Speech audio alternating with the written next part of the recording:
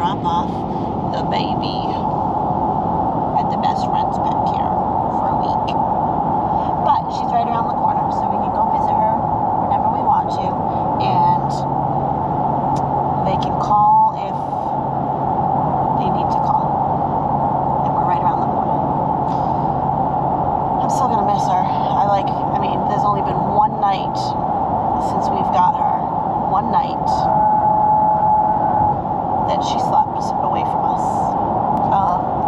So we're gonna drop baby off, and then we're gonna go over to Saratoga and park until we get our text that our room is ready.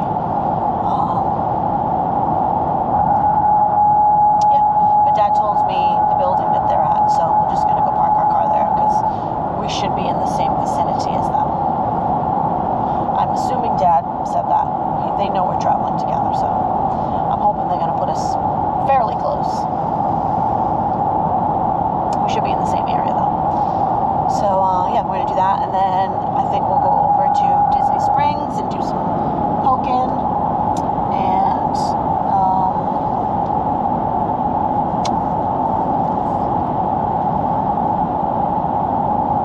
probably get a coffee, get a good coffee, probably get a good Joffrey's coffee, or even a Starbucks.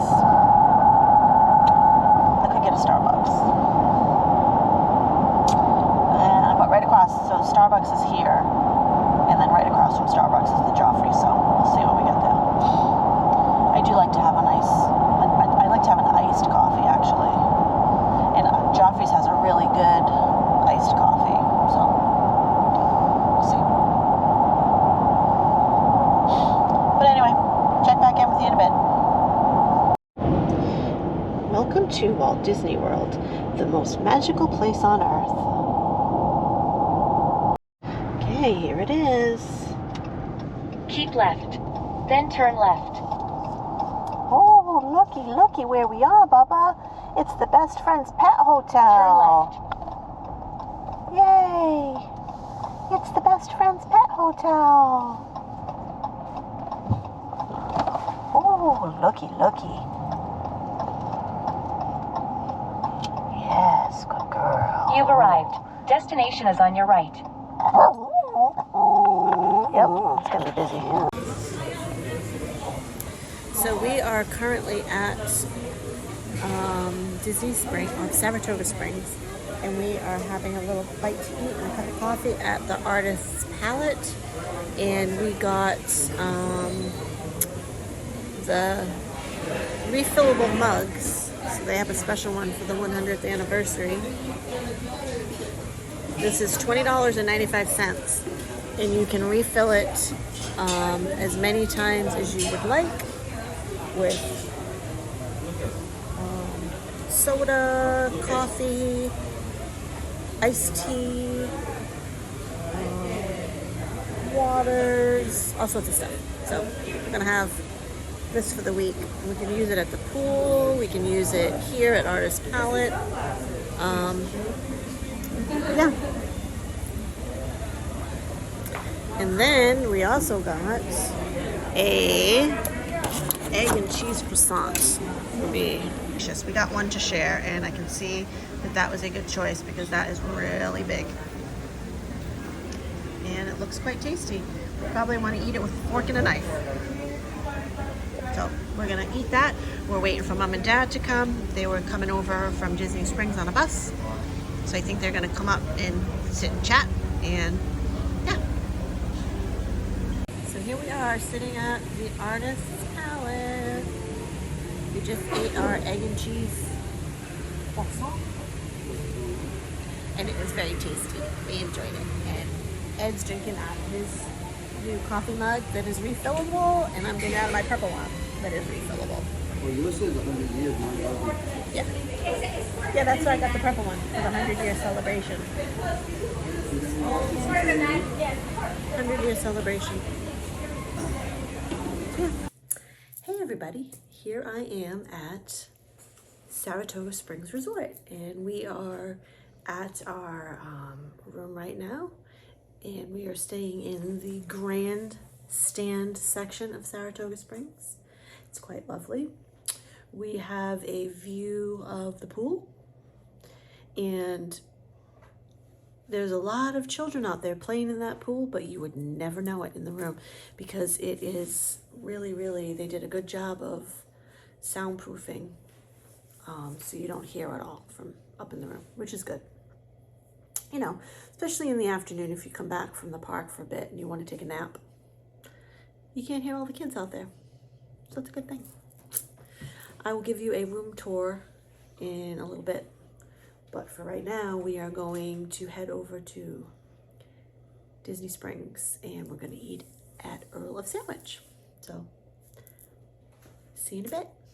Bye. And waiting for the bus to bring us over to Disney Springs so we can get Earl of Sandwich. And hopefully it's not going to rain on us because it looks like the sky could open up at any minute, which is why we decided to take the bus. The wind is quite windy and blowing, so we'll see what happens. But anyway, we're hoping that we don't get any rain, but we will see. Talk to you later. We have a little squirrel over here, and he's got all sorts of little treats. He has little treats that are buried, and he pulls them up out of his little holes. He's awfully cute.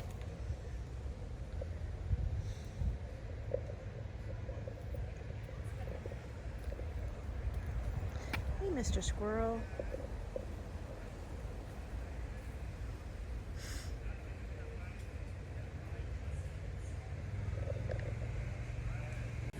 So that was little Mr. Squirrel. He was so cute. He had a little hole dug along the pathway, and he was having a little feast. He must have a whole bunch of little nuts stored underneath the little pathway in a little hole there, which was cute. So I had to get a little film of him. I think I feel a little bit of a sprinkle. But anyway, I'll film some over at Disney Springs. Bye. Here we are on the bus, riding through Saratoga Springs. We're gonna stop at all the bus stops and pick up the people. But we're the first bus stop, which is a good thing. And there's the golf course, all the people playing golf. Very pretty resort. Now we're gonna go down this street. We're gonna stop at the paddock. And we're gonna stop at all the different bus stops. This is the Carousel Station. Carousel station. And then after the carousel station is the paddock.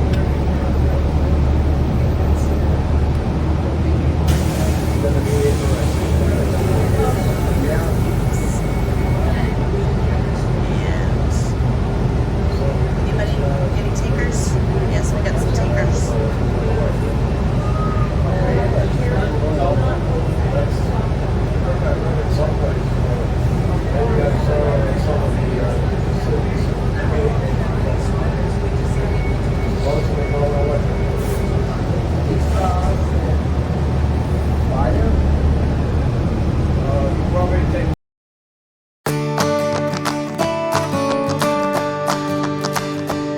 Traveling with a stroller, please have children and valuables unloaded before you reach our stroller parking area. If you are traveling with someone in a scooter or wheelchair, please have this person lead your party through the line.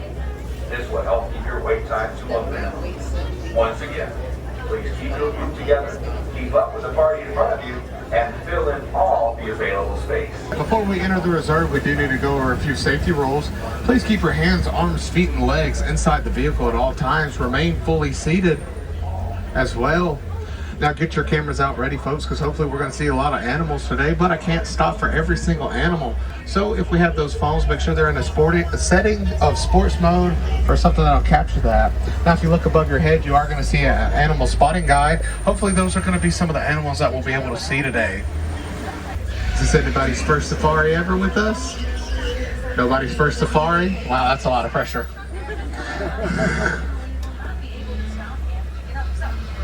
Second time back? Third time? Fourth? Okay, there's one. 10 plus? Okay, wow. Well, y'all know what? I'm just going to give someone the mic back there and I'll let y'all talk at this point. Now, my friends, we are entering the little toury forest, which most of you will know, but don't worry. Those animals are going to use those dense vegetation, dense camouflage on their natural bodies to blend in with the dense vegetation around them.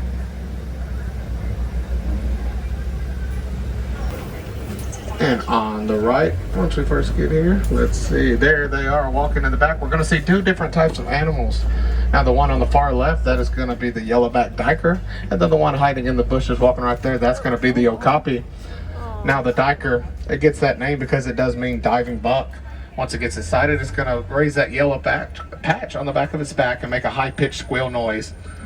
Now the okapi gets the nickname the African unicorn, and that's because it wasn't discovered by Westerners until 1901. Now they do speak with their young, but there are sounds that we can't hear with the human ear.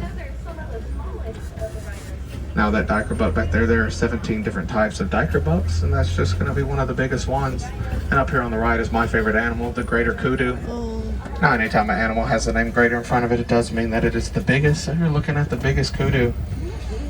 Now you can see those stripes on its back. That's what I was talking about. It's natural camouflage to help blend in with the world around it, with that dense vegetation.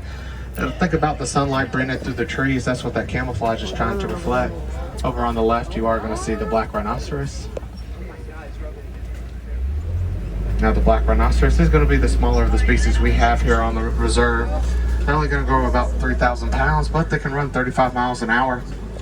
Now the sad truth is, though, there's only going to be about 5,000 of them left in the wild. More than 5,000 people will come on these tours in 2 hours, and that's a very, very low number. Now that greater kudu we saw back there, we could tell that those were females because only the males are going to have horns that grow about 6 feet tall. Now the black rhino is going to choose to live by itself, and it's going to have a prehensile upper lip. Now prehensile does mean that it's used to grab things, just like the okapi's tongue. Now we are leaving the little toury forest and we're heading to the Savi River Valley. This is where most of our aquatic animals do like to hang out.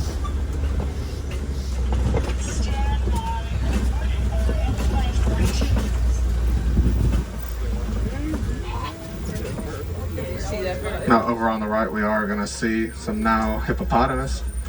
Full-grown male's going to weigh about 5,500 pounds. They're going to eat about 80 pounds of vegetation a day. A newborn calf is going to weigh about 85 pounds. Now you are going to see on the right too the pink-backed pelican. It gets that name because during mating season, the pink that's already on its back is going to get brighter in color. I like to say that it's blushing. Now over on the left you are going to see a bloat or a group of hippopotamus. Now their front incisors are going to grow to about 18 inches and they are used for territorial purposes. Now they can't go to the local store and buy sun protection, so what are they going to do? Well, I'm glad you asked. Over there in the back in the last row, they're going to hang out in that water right there, and they're even going to sleep in the water. They're going to only come up about every 8 minutes for air, and I know you're thinking that's crazy. Do they wake up? Well, no, they don't. Just as our body tells us to toss and turn, they know to come up for air.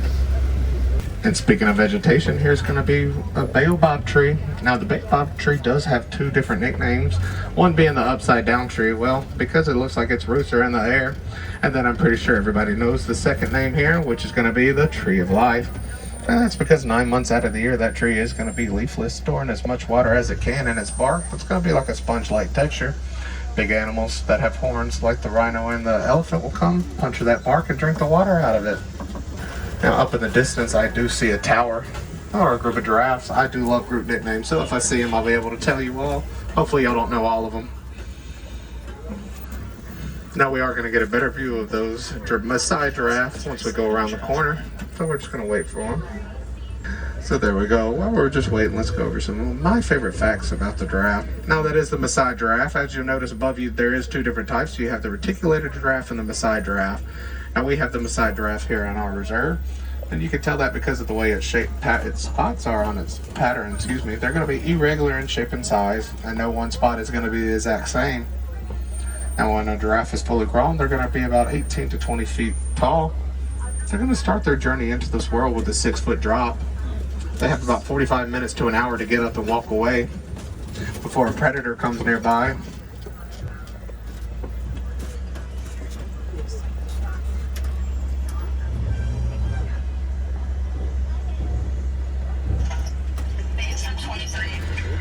Now their heart is going to be about 25 pounds and 2 feet tall, or about the same size as a basketball. They are going to have the highest blood pressure in the animal kingdom, and that's because that blood has to get all the way up there to that neck. But surprisingly enough, they're only going to have 7 vertebrae, the same as a human.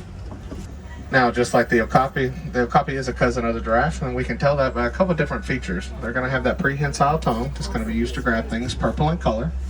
They're going to have the same bone structure in their skull, and those little things on the top of their head called ossicones. Now, some people call them horns, but that would be wrong. They are ossicones. Over here on the left is going to be the African painted dog, one of the most social animals you will see here on the reserve. They will start every morning by saying good morning to each other, just nuzzling up on each other, making sure everyone's okay. Now, they can tell each other apart by their spots because they are going to be unique to that animal. Now, they are the most successful hunters in all of Africa with the 80 to 90% success rate. Unlike big cats, which only going to have about a 30%. Now we're going to see 2 different types of animals on our left. The ones with the big horns right here that look like a cow, well, that's going to be the Watusi cattle.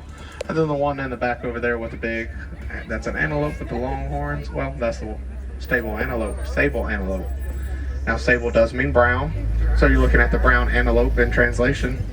Now, they are going to be led by a male and female, but the dominant female is actually going to lead the movement of the group. Now, those big horns are to deter predators from jumping on their back. And you can tell who's male and female usually by the color. Males tend to be a little bit darker, with the dominant one being almost jet black. Now, the Watusi cattle gets its name, from the first tribe that domesticated them, the Watusi tribe. Now, they don't really have a sole purpose in Africa except for a symbol of wealth. The more of those you have usually means the more wealth or land you do possess. Now, those horns do look heavy, but don't worry, they're going to be hollow with a honeycomb-like structure on the inside that's going to help cool them off. That blood's going to flow to the top of those horns, cool off, and go back into their body, almost saying like a natural AC system.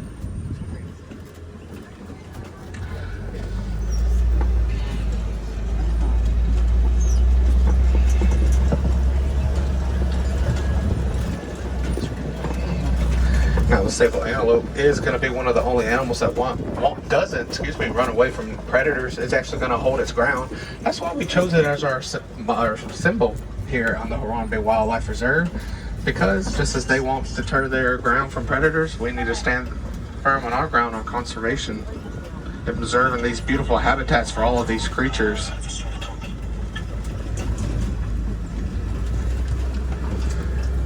Over there on the right, up above that hill, walking around, you are going to see a small little antelope. It's only going to be about 3 feet tall. That's going to be the springbok. It gets that name because of a thing called pronking, which it does, which just basically translates to springing around. They're going to jump about 6 feet in the air, standing like that right there. If they're moving, they can jump 13 feet in the air. Now, both male and female will have those tiny little horns on their head. And that animal is the national animal of South Africa. Most of their sports teams do use that animal as their logo. Now, I like to call it the s'mores of the savannah because if you look at it, it reminds me of a s'more. Now, for the love of me, I can't remember what you call a group of wildebeest. A confusion, that's what it is. Now, they get that name because when they sleep, they're going to be facing different patterns, all looking different directions. That way, if a predator comes nearby, they can get up and run. Now, 1.5 million wildebeest will travel 500 to 1,000 miles on what we call the Great Migration, looking for land and water and such, and food. Now, they kick up so much dust that it can actually be seen from space. And they're in Africa, they're not called the wildebeest, though. We get the wildebeest from the Afrikaans word just meaning wild beast. In Africa, they're actually called a nunu, after the words they pronounce. After the words, they don't talk, after the sounds they make. If they talk, that'd be a sight to see, wouldn't it? Over here on the right, we are going to see an African elephant. Now, a full-grown male can weigh 13,000 to 15,000 pounds. They're going to eat about 300 pounds of vegetation a day. And over on the left, we are going to see the mandrill monkey walking about. I'll stop right here and let us get a cute couple photos real quick. Now, the mandrill monkey, we can tell that that's a female because it is the smaller of the ones. The mandrill male will weigh about 100 pounds. Female's only going to weigh about 30 to 35 pounds. Now, I did say the mandrill monkey because it is a monkey. What's the difference between a monkey and an ape? Well, I'm glad you asked. A monkey's going to have a tail. An ape does not. Now, mandrills do have a built-in to-go system in their mouths. Let's have a little pocket where food is stored in case they get hungry later.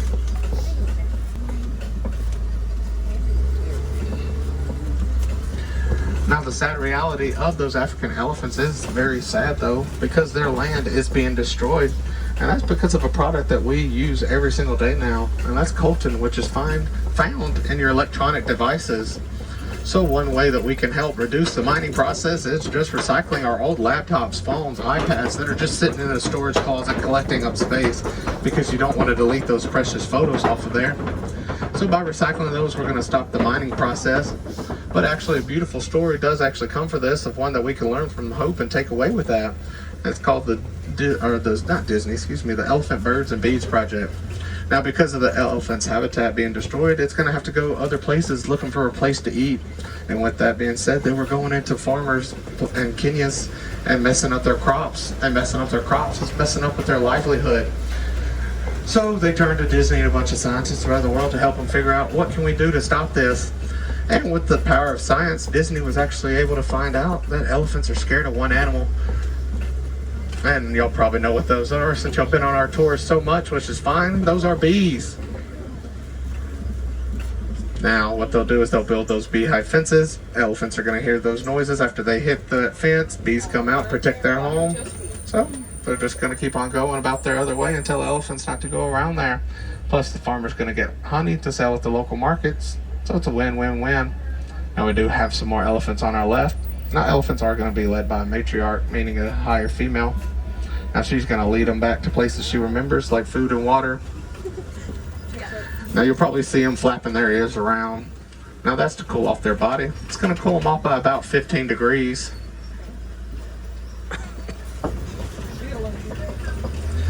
Now, their tusks are poached for their ivory, and no really reason except just to sell for tourists. It's trinkets. We're going to hold up right here just for a second, let that truck get further in front of us, and we'll get some better photos of those beautiful animals.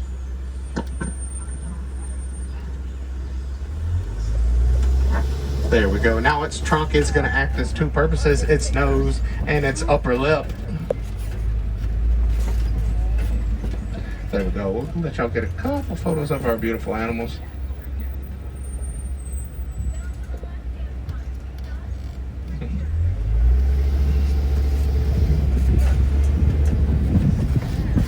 Sometimes the springbok does hang out. No, but there is another confusion with the group of wildebeest over there just hanging out.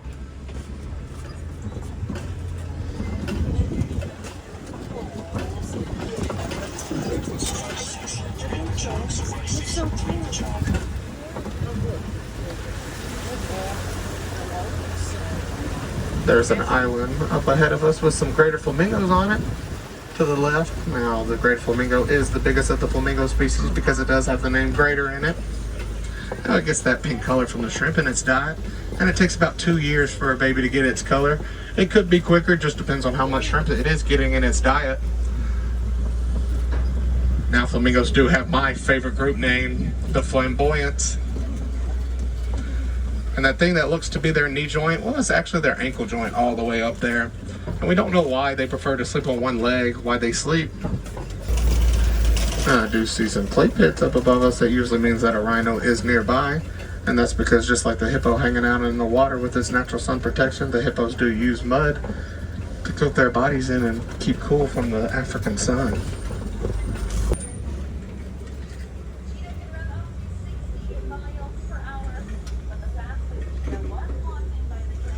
Well, if you heard that fact, that means I don't have to say it because cheetahs can run 50 to 60 miles an hour.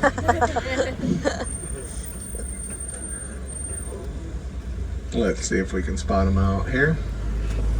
I must have seen one if they were talking about it. So let's see if we can spot it out. Now they are going to be there. They are walking around right there. And like they said, they are the fastest animal in all of the animal kingdom, running at 50 to 60 miles an hour. The fastest one in captivity has been clocked at 72 miles an hour. Now they do most of their hunting during the day, and they're going to have a black tear mark, what we call it, that runs from their eye to their mouth, and that allows the sunlight to reflect where it's not blinding them. Now, this is my favorite group name. Does anybody know what you call a group of cheetahs? Finally, haha, a coalition. Beautiful. We're going to get a view of the white rhino right over here. Look.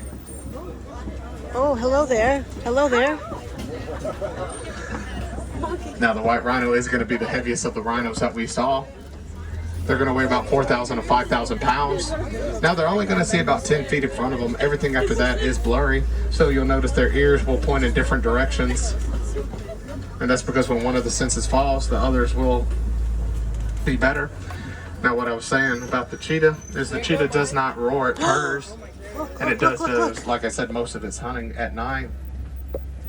Now, their claws, too, their claws are always out. They don't go inside like a domestic house cat would. Now, the white rhino, actually named in Afrikaans is Vite, V-I-T-E, which translates to wide. But because of lost translation, it became the white rhino. Now, we did see the white and the black rhino, but they're actually going to be gray in color. They just get that name because they are two different ones. Up ahead, too, is an ostrich, the fastest bird in the world that does not fly, reaching about 40 miles an hour. And once they hatch an egg, it does take about 40 days for that eggs to hatch. Now it uses those wings to, instead of flying, to use it like a rudder on a boat. Now we do have a line. We have so many animals around us. We have the white rhino again on the right. Oh, I said white. We have the African lion laying up there on the hill and on top of that kopie up there. Now a kopie is used as a lookout. Now for 20 hours of the day, that is going to be what they're doing right there, just chilling. At night, the females are going to do all of the hunting. The male's going to stay back, protect its territory and its cubs. Now, unlike the cheetah, they are going to have a little white spot under the eye that's going to help bring in the sun and the moonlight because they do all their hunting at night, allowing them to see 6 times better at night than a human can.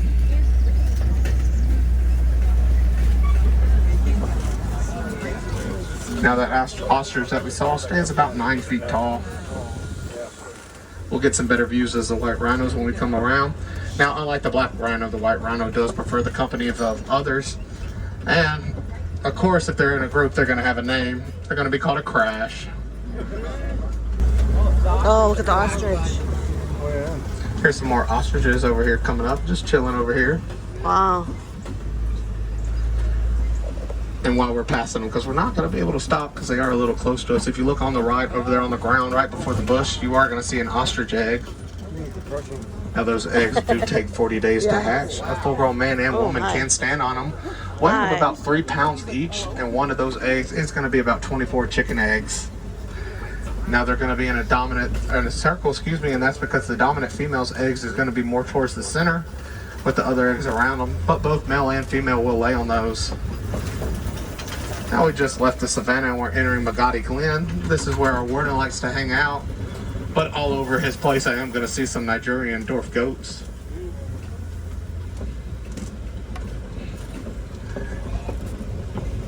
Now Nigerian dwarf goats do teach us a beautiful lesson about living peacefully with the natural world around us and benefiting from it. The goats are going to eat the grass for free, turning that into milk. It's going to be sweet in taste that the farmer could then go sell at the local market and get a profit off of. Now that's about as big as those goats will get. And if you look, they do kind of have what we call a pot belly, and that's because they do have 4 different chambers to their stomach, basically allowing them to eat whatever they feel like. And with that being said, sadly enough, we are going to be ending our tour of Harambe Wildlife Reserve.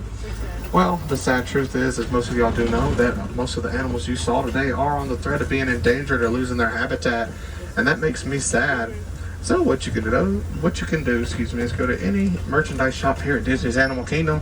Say if you'd like to donate to the Disney Conservation Fund, Disney will match that dollar for dollar, cent for cent, and you're going to walk away with a cool little button that lets the rest of the park know that you were a conservation hero. Those go to a bunch of non-profits throughout the world that helps those animals, just like you saw today.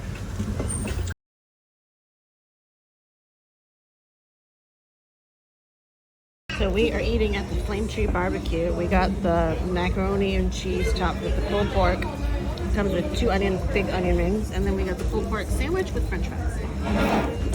And I am enjoying a raspberry and mango sushi combined, and it is delicious. Highly recommend.